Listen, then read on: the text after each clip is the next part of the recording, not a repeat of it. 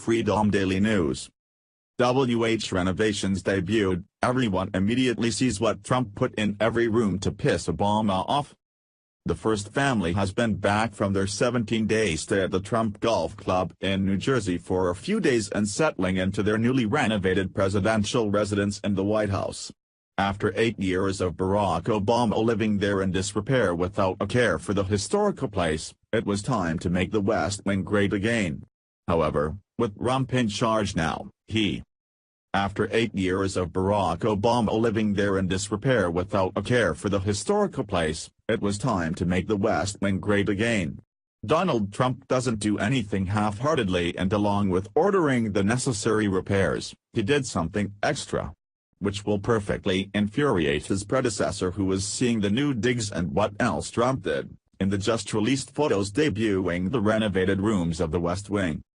This new update will perfectly infuriate his predecessor, who was seeing the redone digs, along with what else Trump did, in the just-released photos debuting the renovated rooms of the West Wing. The initial announcement about the necessary repairs being made included the need for a new and improved central air system. This is certainly a reasonable request, as the previous HVAC system had run its course and wasn't really working anymore. While this was expected, something else noticed in the shots was not. Chilled air is now circulating through the West Wing via a new HVAC system, CBS News reported. New wallpaper, chosen by the president himself, is up in the Oval Office. Visitors to the White House can now see the Rose Garden better at night. And top Trump aides are working out of offices with fresh carpeting and a new coat of paint. Trump takes a lot of pride in the places he lives, as was evident in the luxury-drenched penthouse of Trump Tower in New York City. Every president deserves a palace, it's part of the perks of the stressful job. Barack Obama didn't leave his successor with the same ambience he initially received.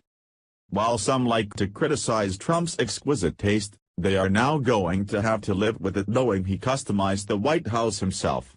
The president had the honor of handpicking the wallpaper in the Oval Office, but also installed something his predecessor refused to have in the space. One room for this statement wasn't enough, so Trump had the same item placed in every room, which Obama is sure to dislike. Conservative Tribune reports. The interior decoration of the White House is a topic that interests all Americans, since it can reflect the present occupant's worldview as much as his taste in furniture.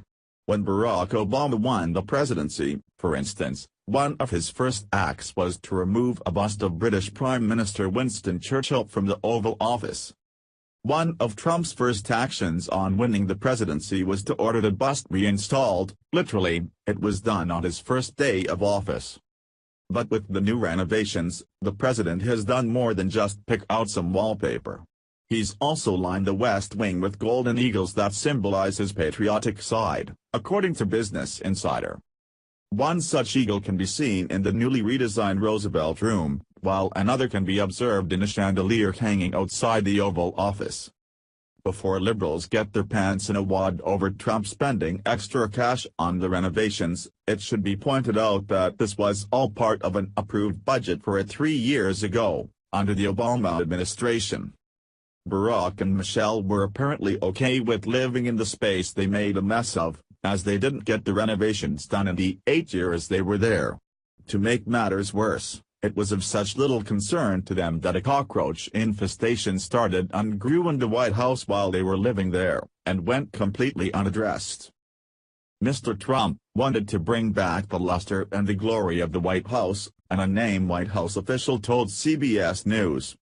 He's done just that with extra touches to the newly renovated White House, bringing it back to its former glory that Obama had no respect for.